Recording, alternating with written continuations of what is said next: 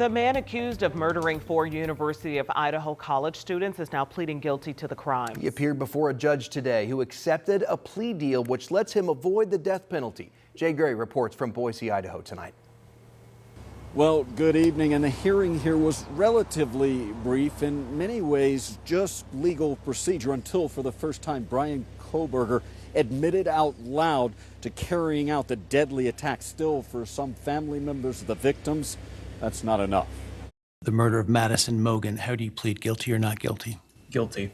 Bryan Kohberger staring blankly at the judge, admitting for the first time he viciously stabbed to death 4 University of Idaho students. First-degree murder of Ethan Chapin, a human being, how do you plead guilty or not guilty? Guilty. Video streamed from inside the courtroom doesn't show the sobbing friends and family of the victims. He did that with the intent to kill. But those cameras did capture the emotion of Prosecutor Bill Thompson when sharing details of the case for the judge to consider during sentencing.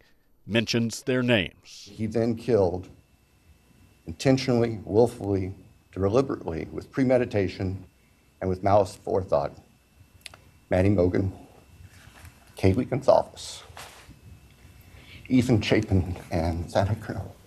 Kaylee Gonzalez's father was not in the courthouse, outraged at the plea deal and what he says was the lack of input from victims' families during the process. We didn't agree on anything. He only negotiated with the murder of our children. That was the only person that he negotiated with. He didn't give us the common courtesy to negotiate with us. More than 2.5 years after the murders, the pain still overwhelming. The off-campus apartment where the attacks took place is gone. Plaques and balloons, a small memorial where it once stood.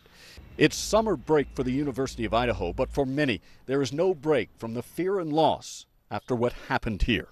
Never really locked my doors at night before, and I have ever since. Well, I think the town is healing, but I don't think it'll ever be the same. Sentencing for Kohberger is set for July 23rd.